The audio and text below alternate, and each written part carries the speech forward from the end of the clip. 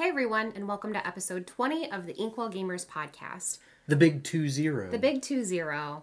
And before we even get started, we just want to thank you guys for your patience. We know we normally get our podcast episodes out on Thursdays, but unfortunately, if you can't tell still, that I got really sick this week, so we apologize for the delay, but as a makeup, you'll get 2 episodes this week. So what we're going to do today is continue with our set review of Rise of the Floodborn.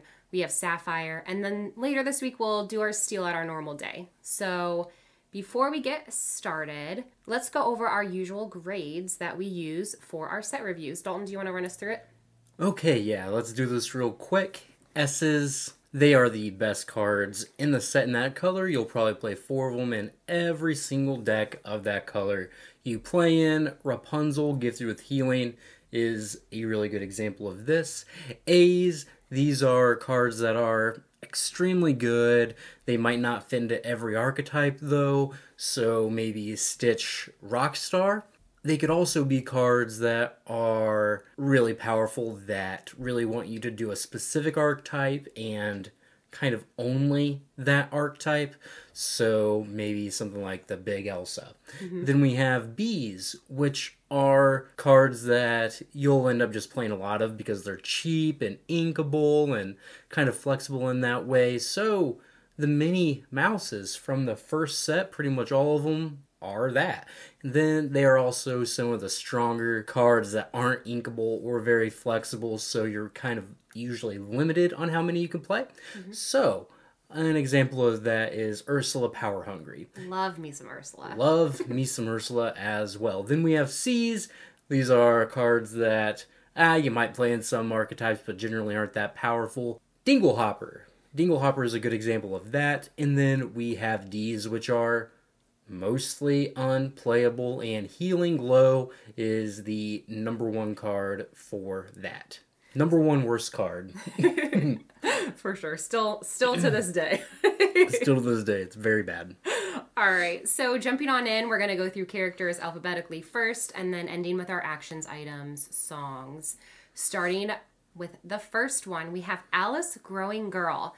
An inkable 3-drop, a 1/4, quests for 1, has good advice. Your other characters gain support. And then what did I do? While this character has 10 or more strength, she gets +4 lore when questing. I'm just going to go right into mine. Maybe this is, I don't know, too forward of me, but I gave her an S. I think she's going to be especially good in decks where you get a wide board going for obvious reasons, because obviously you can get her second ability pretty quickly. So, S for me. I do not see it with Alice yet. I'm going to give her a B because I'm not really sure. I could see her being a C. I could see her end up being an A. But I'm just going to stick her right in the B just because I just don't see it. I don't think blue decks generally have a really big board presence. That's just not something that they do a whole lot of. Also, her abilities don't really work that well together, I don't think. Like, you want to get this card up to 10 strength, and then you just quest for 4. Those two things don't really... It would be 5. Yeah, I guess quest for 5. 4 more. Those two things don't really intersect well together, because why do you need a giant 10 strength character if you're just questing for 4? That doesn't really make a lot of sense. It's similar to Pete in Emerald, where you get his strength up really high and then he quests for more, and I just don't really see the value in that, and it just doesn't do enough by itself, I don't think. So a tentative B. I could be wrong. Don't mind me side-eyeing you as I sip from my Alice cup over here. My Alice-themed cup. I know Alice is your favorite, but... No, honestly, you make a good point, too, because it's not like she has... I feel like it would be a much different story if she had a bigger willpower, but you could pretty much... There are a lot of characters that could take her out, so... Yeah, she's going to be so easy to remove, and she could honestly just be worse than Mickey Mouse Detective. Yeah. So... Alright, next we have Basil, Great Mouse Detective, a 6-cost inkable 3/4 that quests for 3, is ships for 5, And it says, there's always a chance. If you used shift to play this character, you may draw 2 cards when he enters play.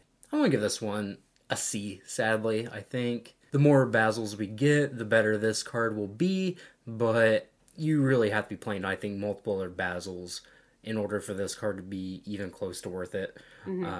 So yeah, I'm just going to give it a C. I gave it a C too. I think first look, I thought this card was going to be pretty good, but when I compared it to other cards with similar stats to it, like Stitch Rockstar, I just don't think it's that strong.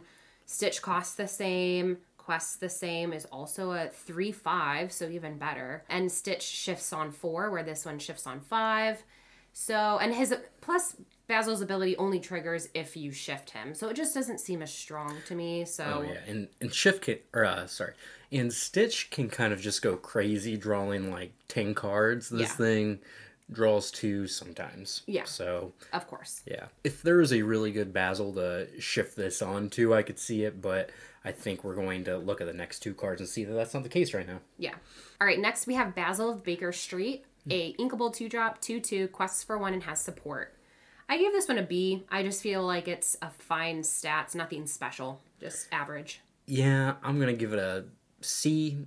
It's probably worse than Philatides to me, or you're probably going to play Grandma Tala over it, so yeah, I don't know. I don't really care for it. Sure. Next we have Basil, Perceptive Investigators, a 4-cost, 3/4 inkable. That quest for 2, vanilla character, a C. I gave it a B. It's literally the same exact card as Maleficent Sinister Visitor, of the same color. So yeah, there's nothing special about this one, I don't think. Yeah. All right, next we have Caterpillar, Calm and Collected, inkable 3-drop, 1/3, quests for 3, vanilla. I gave this one a C. I honestly think the card would have been better if it was a 2/3 instead of a 1/3, but for those reasons, I'm out. No, I'm just kidding. But yeah, C for me. I'm going to give this one a B. I think that you have just a really cheap character that can quest for 3 that's really powerful. And if you have any good bodyguards or any way to protect it, maybe with the next card that we're going to talk about a little bit, then I think it could be really strong. If this thing doesn't get challenged its first turn it's quested, then you get a lot of good value out of it. So I'm going to go with a B. Alrighty. All right, next we have Cogsworth, Grandfather Clock, an inkable 5-drop, a 2/5, quests for 2, shifts on 3, and has ward, and has unwind. Your other characters gain resist +1, which means damage that is dealt to them is reduced by 1. I give this one an A, but I honestly wonder if I should have given it an S. I just think it's really good because most cards that have multiple abilities, normally I feel like you'll find one's good and one's not, but I feel like both of his abilities are pretty good. So I gave him an A. Tentatively an S. I'm going to give him an A. I'm not going to give him an S just because I don't think he necessarily fits in every Sapphire deck. But he's definitely really powerful to shift on turn 3. It makes challenging your characters just so much harder. And he has ward, so he's really hard to get off the board. So I think he's a really powerful character. But yeah, I just don't think he fits in every deck, so I'm going to give him a A. Okay. Next we have Cogsworth, Talking Clock. 2-cost thinkable 2/3 that quests for 1 and has wait a minute. Your characters with Reckless gain Exert, gain 1 more, so it lets your Reckless characters quest for 1, which seems really powerful, really in just like one specific deck, right? Just if you're Ruby Sapphire, with Felicia and Gaston and Maui, those are cards that you just like playing because they're strong and efficient, but giving them the versatility to quest when they don't have important trades to trade into, I think is really powerful. So I'm going to give this one like a B+. Oh, so I was on the fence with a BC. I think the stat line's decent, and obviously you would want to use him to shift to the Grandfather Clock, so that's why I was leaning more towards a B. C, because I felt like it was kind of narrow if you just were looking to just play him, but B if you want to use him for the shift, honestly. Yeah, he has fine stats and has a good shift character to go into, so yeah, I can see your point. Next, we have Cruella de Vil, Fashionable Cruiser, an inkable 3/2 quest for 1 with Now Get Going. During your turn, this character gains Evasive. What do you think, Dana? I gave her a B. I think she has a decent stat line and can challenge all of the 1 and 2 cost evasives. So, B. Yeah, I think I'm going to give this one a B plus as well. I think we're kind of done with just the vanilla 2-3 characters at this point for the most part. And I know this is a 3-2, so it's like basically the same stats, but the fact that I can challenge evasive characters like the new Minnie Mouse that costs 3, Pascal, some of those cards in the more aggressive decks I think is really important, so B+. All right, next we have another Cruella, Perfectly Wretched. It is an inkable 5-drop, 4/3, quests for 2, shifts for 3, and has Oh No You Don't. Whenever this character quests, chosen opposing character gets -2 strength this turn. I gave this one a D. I feel like when I looked at other cards similar to her, the one that comes to mind is like the new Queen Commanding Presence, which I think is just a far better card than this one. Both are 5-cost inkables who are 4/3s and both quests for 2. So they're literally the same all there. However, the Queen's ability is whenever she quests, the chosen character gets +4 strength and another is -4 strength. And then Cruella is just chosen character gets -2 strength. So I don't know why they would make the same exact card and then make one far better than the other. I really don't. Yeah, and I think that one shifts on 2 as well. It right? does, yeah. So it's even better, like, yeah, honestly. It's just so much better in every facet, I think. So yeah, this one's probably a D. It's probably not worth the deck slot. Yeah, for sure. All right, next we have Duke Weaselton, Small Time Crook, a 2-cost inkable 1/2 with Ward, and a quest for 2. Yeah, I'm probably just gonna give this one a C. I gave it a D. I think Could be a D, yeah. I feel like it's exactly like another Sapphire card we'll talk about later, Noi, and I just don't think it'll see play over that one. Yeah, it kind of reminds me of Flynn Rider a little bit, right? 1/2, quest for 2, then just instantly gets challenged and dies. I don't like it. Yep. All right, next we have Gaston, Intellectual Powerhouse. An uninkable 6-drop, a 4/4, quests for 3, shifts for 4, and has developed Brain. When you play this character, look at the top 3 cards of your deck. You may put 1 into your hand, put the rest at the bottom of your deck in any order. What did you think of this one? I think this one's tough. If you're playing Ruby, then it could be like an A, just because shifting it on turn 4 is just so powerful. And you have a good Gaston and Ruby, obviously. If you're not, just standalone by itself, it's probably a B. I mean, the effect is powerful. It has a decent sized body. It quests for 3, but it's not inkable, and you can't really play that many expensive uninkable cards.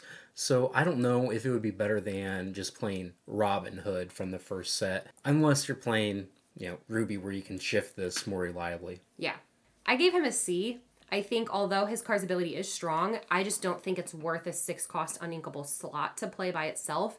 And currently, since there aren't any smaller Gastons in Sapphire, you would have to choose another color that has him, which I just don't think is very versatile for you. Like, it might be a color that you weren't planning on playing, but now you're almost kind of forced if you do want to play him. So, C for me. All right, next we have Grand Pabby, Oldest and Wisest, an uninkable 7-drop, 3/6, quests for 3, and has Ancient Insight.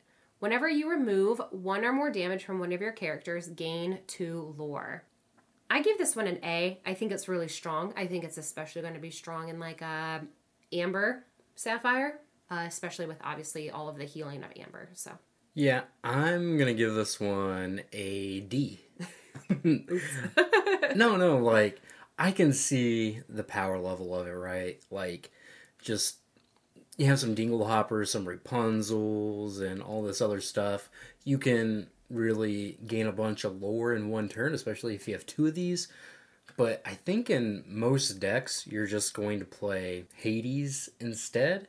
And honestly, to me, even in the deck that you might want to put Grand Pabby in, Hades might even still be a better card. And you just don't have a lot of room for 7-cost uninkables, so I just don't see it getting played unless you're a really dedicated heal deck, which, a lot of the healing cards aren't that great anyway, so. True. Next we got Hiram Flaversham. His 4-cost inkable 160 quest for 1 with the ability Artificer. When you play this character and whenever he quests, you may banish one of your items to draw 2 cards. What do you think, Dana? I gave him an A, only because I don't know if you'll see him in every Sapphire deck, but I definitely can see a lot of people building their decks around this card. Yeah, a actual item deck isn't super strong right now, but you have a couple of good items like Popsicle, which is super strong right now, and that can make this card worth it. So I just think it's really good. Yeah, I think he's going to end up being an S for this set at least, just because I think if you're playing Sapphire, this is probably the most powerful thing you can be doing. Like, he just quests 1 time, and you've already drawn 4 cards from his ability. That's just so many cards. It kind of makes the Gaston that we just talked about look a little silly, to be completely honest. And drawing 4 cards, or if you only have 1 item, you draw 2 cards from it. But you're under the assumption that you would have a couple. Yeah, I mean, even if you don't, 2 cards is still on pace with Rapunzel gets with healing, and that card was extremely powerful, and still is. So this has a lot of upside to it. It's just a really strong card, and I think it's probably the best reason to play Sapphire right now. Yeah. Alright, next we have James, Role Model. An unequable 4-cost. That is a 3/3 quest for 2 and has Never Ever Lose Sight. When this character is banished, you may put this card into your Inkwell, face down, and exerted. It is a bigger Grandma Tala that's more expensive. I'm going to give it a D. The thing about ramp cards is that you generally want them to be cheap so you can play them on turn 2 or 3. So you can... I literally have that written down. Yeah. Yeah, like... You don't want to play your 1 jump ahead or Grandma Tala type effects on turn 4 or 5, and then maybe you don't even get the ramp on this thing until turn 6 because they just aren't letting you challenge one of their characters, right? Did you look at my laptop? I didn't. I literally wrote a worse Grandma Tala, uninkable 2, and then the whole point of a ramp card is to get it into your Inkwell as quickly as possible. You wouldn't be able to add this until turn 5 or 6 at the earliest. Too slow. I literally wrote this guy exactly what you're saying right now. Same page. Yeah. You might not be all the time, but we were on this one. We were on this one. Yeah, this one's not good. Yeah, for sure. We're both giving it a D, I'm guessing. An F if I could. All right, moving on. Jasmine, Heir of Agrabah. Inkable 1-drop, 1/2, quests for 1, and has I'm a fast learner. When you play this character, remove up to 1 damage from chosen character of yours. I gave this one a D. I think that 1 damage is not enough to make a difference, and you're probably going to either play her first turn when she isn't going to even remove damage, or you're going to ink her later. Yep. I will also give her a D. I think there was a Simba in the first set that did something similar to this, and it was also not very good, so yeah, D. Alright, next we have Judy Hopps, Optimistic Officer. An inkable 2/3 that quests for 2 has Don't Call Me Cute. When you play this character, you may banish chosen item. Its player draws a card. I'm going to give this one a B. I think it's pretty reasonable. It's going to combo pretty well with one of the other cards we talk about later. Yep. But also, it is just some incidental item removal. Maybe you destroy your opponent's flute or fishbone quill, whatever it is. The card that they draw is usually not going to be as important as getting the item off the board. Getting the item off the board. Yep. So I like it. I gave it a B too. Man, you really did look at my laptop.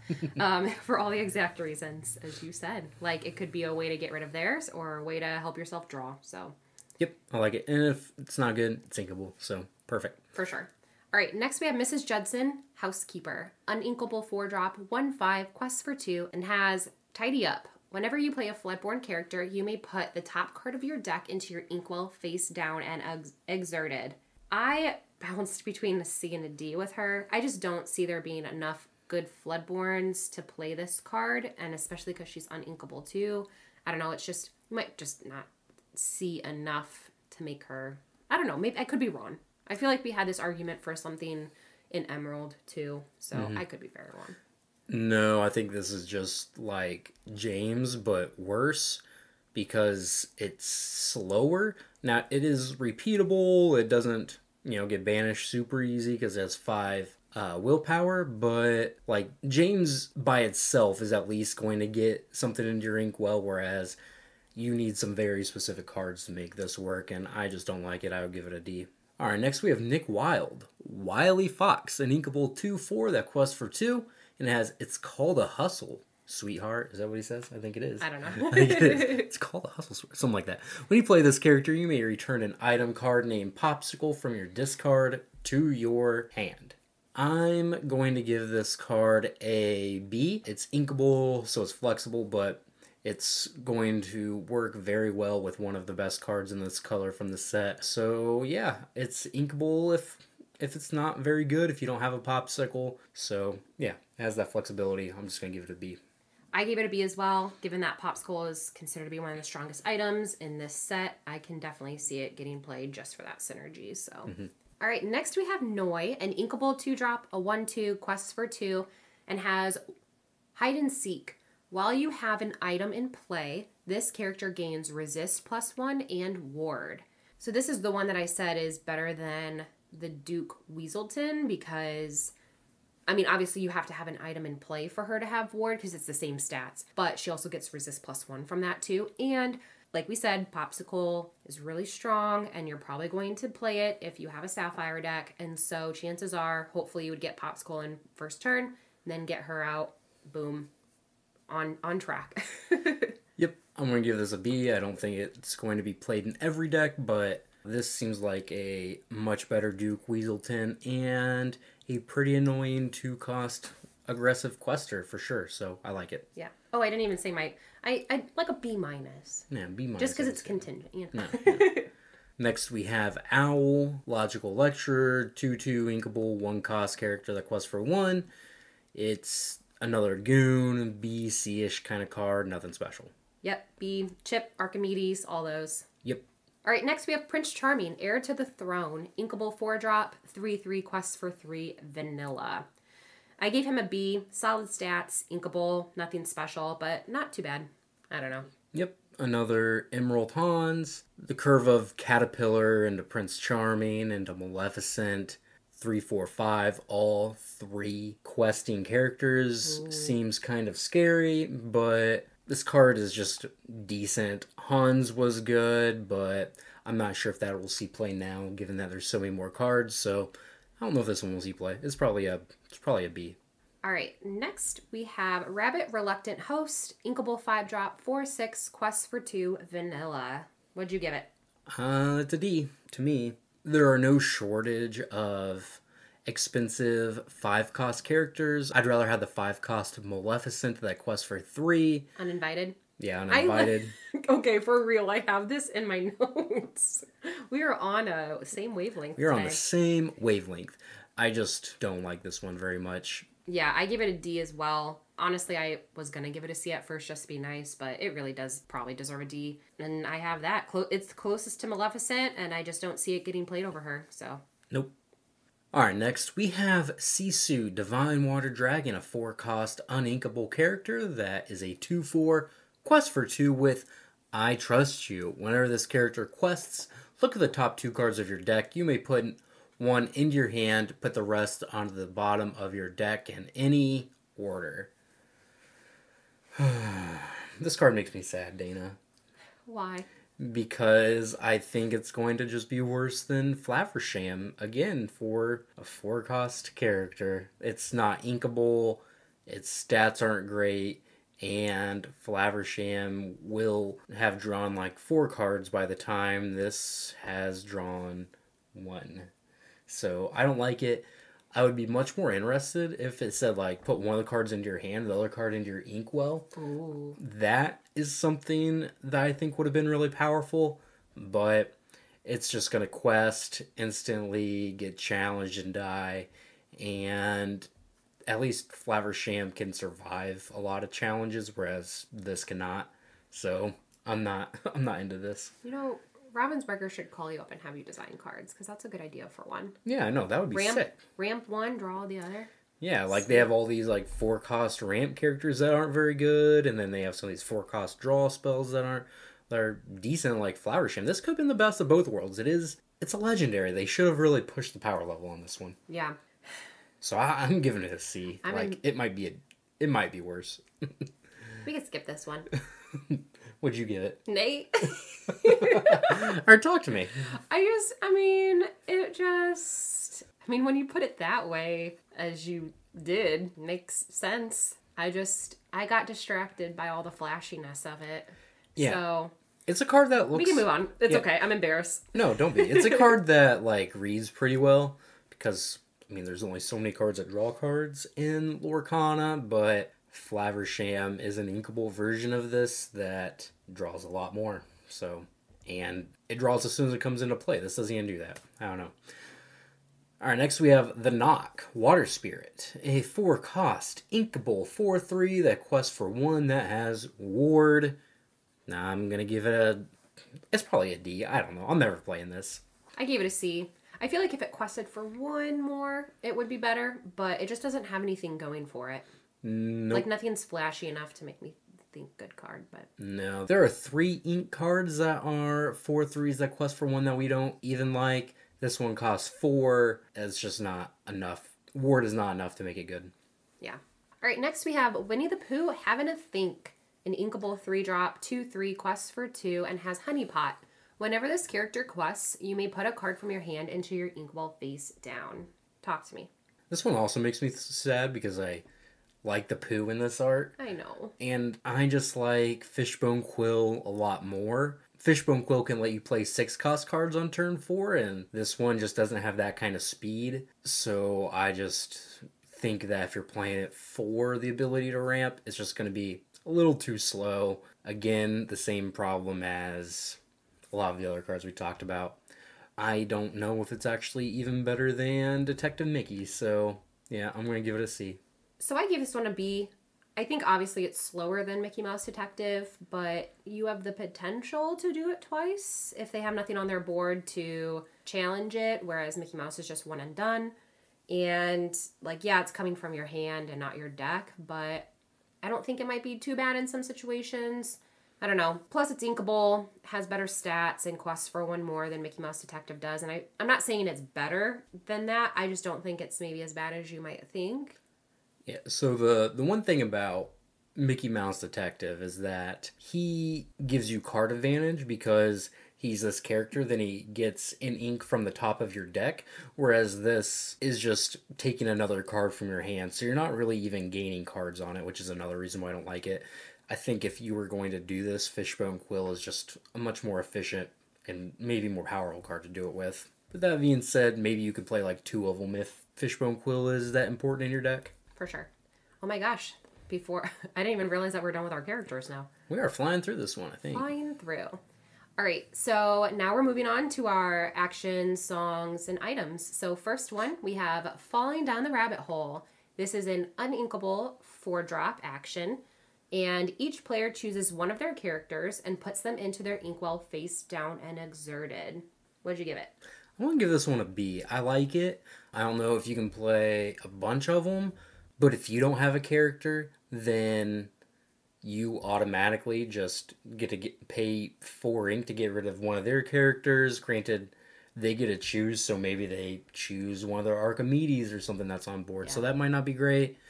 But it also makes cards like Detective Mickey a little bit better because the body is useless a lot of the time. So you can just put that card into your inkwell after you've already used its ability. And then you've got rid of one of your opponent's characters, and you've been able to ramp yourself 1 more. So this has some play to it. If you have if your deck is pretty good at keeping your opponent's board to 1 or 2 characters, I think this card would be good in there. You want to guess what I have in my notes? A D? No, just literally what you said. I have a B. And I even said, yeah, although it's inkable, I can see this card being useful for characters who only have abilities for coming into play and aren't really strong afterwards, like Mickey Mouse Detective. Nice. Because honestly, I think I started playing an Emerald Sapphire ramp deck, and I obviously love Mickey Mouse Detective, but I felt like once he got on the board and his ability was done, I couldn't challenge anything with him and get rid of... I couldn't make a favorable trade. Mm-hmm. And if I just quest with him, then someone's just going to challenge it and get rid of it. And so I was like, man, I wish I could just... That's you wish so you had funny. another... You wish you had another use for some of those characters, and this is another one. That is so funny. I'm telling you, we are like on the same wavelength. We are. Next, we have 4 Dozen Eggs. It is a 4-cost inkable song. And it says, your characters gain +2 resist until the start of your next turn.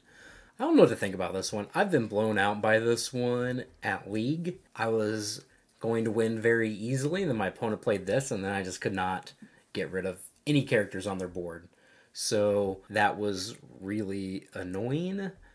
That being said, it is very narrow and really doesn't do a whole lot when you only have 1 or 2 characters in play, I don't think. So, yeah, a lot of these cards I feel like they want you to have like a lot of characters in play, whether it's Alice or this, and that's just not really like Blue's thing. So, yeah, I don't know. I'm going to give this one a C. I gave it a B. I think obviously it's an inkable song and it affects all your characters and not just one. So I think that's what really makes it a B, is it's not so narrow.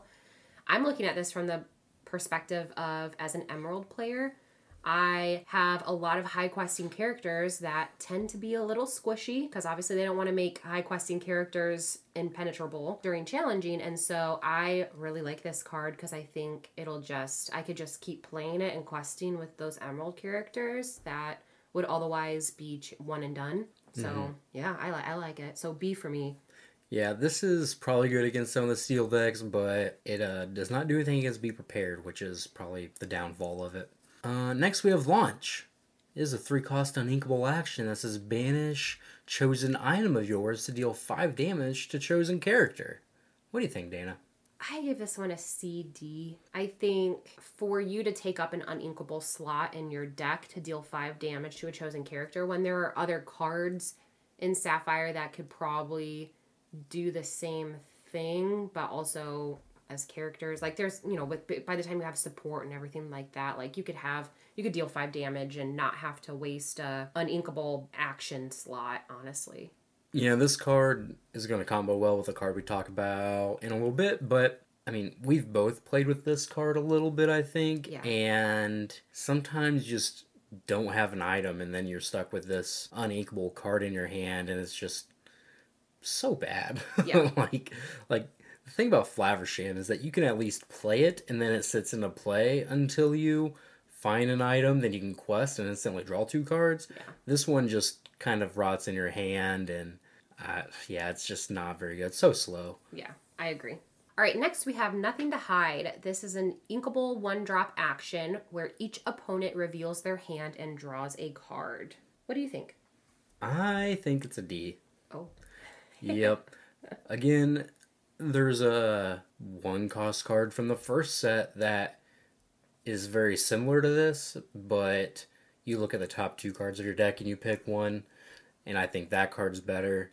There's not really a lot of value in seeing your opponent's hand in the first couple turns because you're just trying to enact your game plan. Now, maybe being able to see a Be Prepared later in the game or something like that could be useful, but you can't really interact with what your opponent's doing in the first couple turns that well. Yeah. Anyway, like if they want to shift a Rockstar, then like they're probably going to be able to do it. There's nothing you could do about it.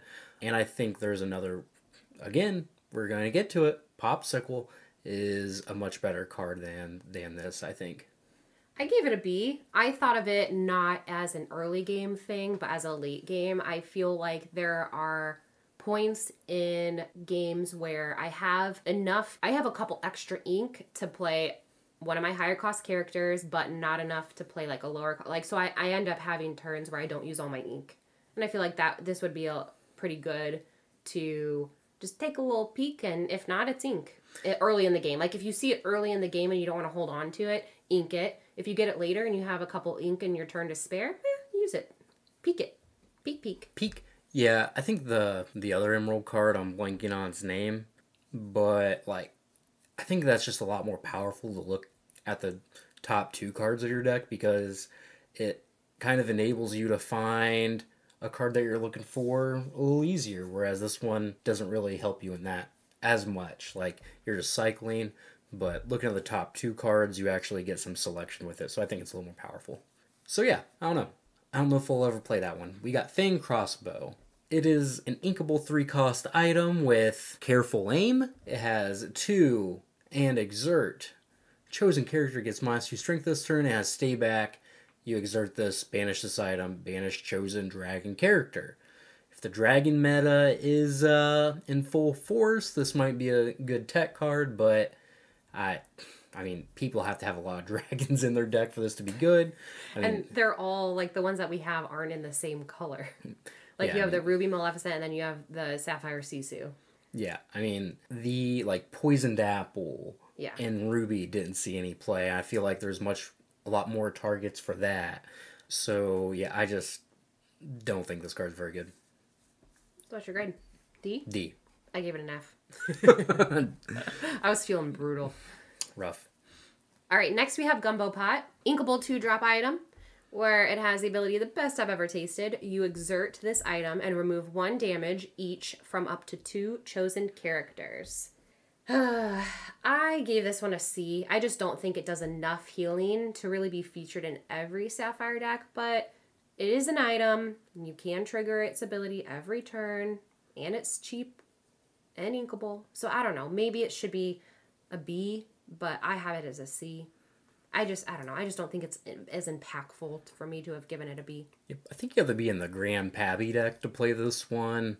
But that being said, I'm just going to give it a D. I don't think it does enough by itself. So, yeah, it's not a very good card, I don't think.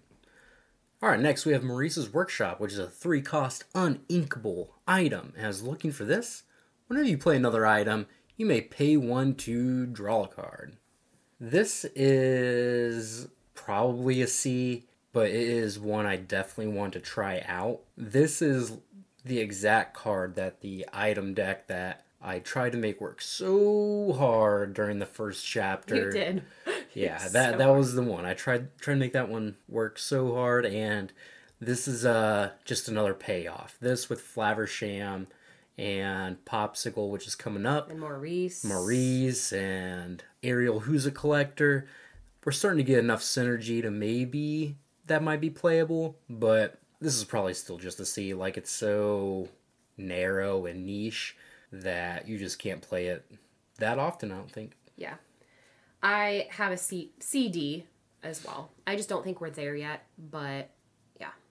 Yeah, I mean, paying 1 extra for your items to draw a card is pretty good, and once you get multiple of these in play, you can really start doing some crazy stuff, but again, if this was inkable, I'd be much higher on it. All right, next we have Popsicle, the thing we've been talking about this whole time. An inkable 1-drop item, and has Jumbo Pop. When you play this item, you may draw a card, and that's Redwood. Banish this item and remove up to 2 damage from chosen character. A for me.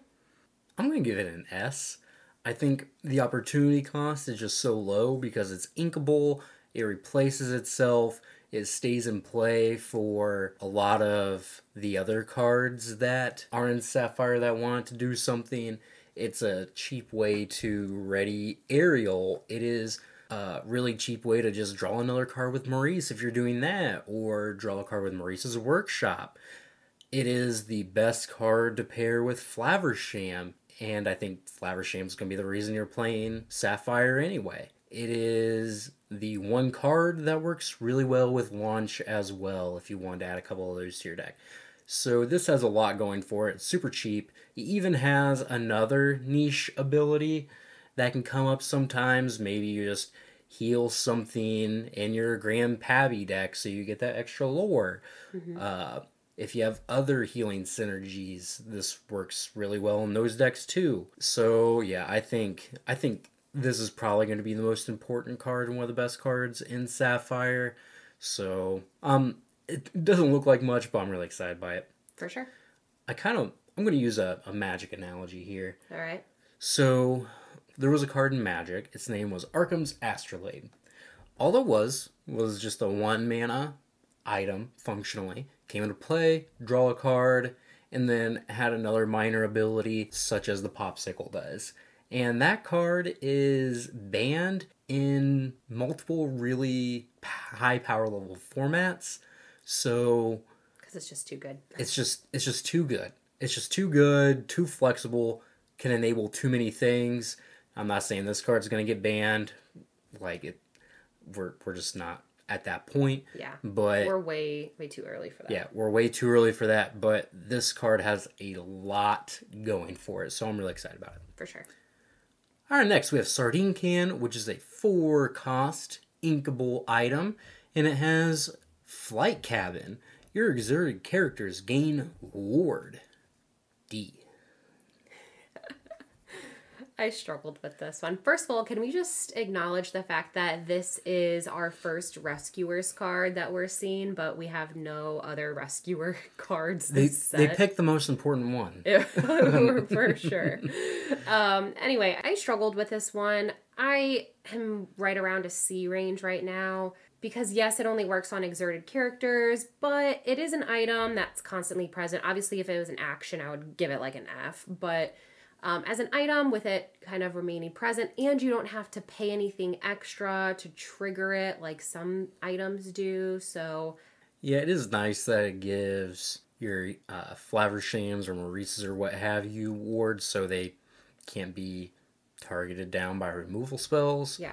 But I mean, it's basically like a Dreaming Guardian, except this has a lower chance of getting removed than Dreaming Guardian. And it has synergy with your other cards. You know what?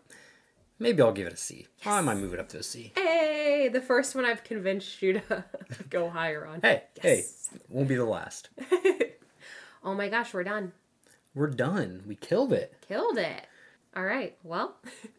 With that being said, thank you guys so much. If you have anything that we've talked about that you want to talk about, make sure you interact with us. Let us know. In our Discord, on our video, on YouTube, you can comment on that, whatever. We will interact with you if you interact with us. So, yeah. Appreciate you guys for listening. And all we have left is our Steel one, which we will release later this week. And again, thank you guys for being so patient with my sickiness. And then we'll be done with our set review altogether. And we're going to just jump in, starting to talk about how the competitive meta is for now that set 2 is out. We'll start to talk about all of the spoilers with the Inklings and how we think that's going to play a factor. And honestly, if you guys like the way that we do this set review, let us know. But we're thinking of changing it up for set 3 and doing a little bit more of a condensed one, because this one, it is kind of cumbersome and long. So, but if you have any sort of input, how you want to see our set reviews, let us know. But with that being said, we will talk to you guys later in the week. We hope you have a Merry Christmas in the meantime, and thanks for joining. Appreciate you.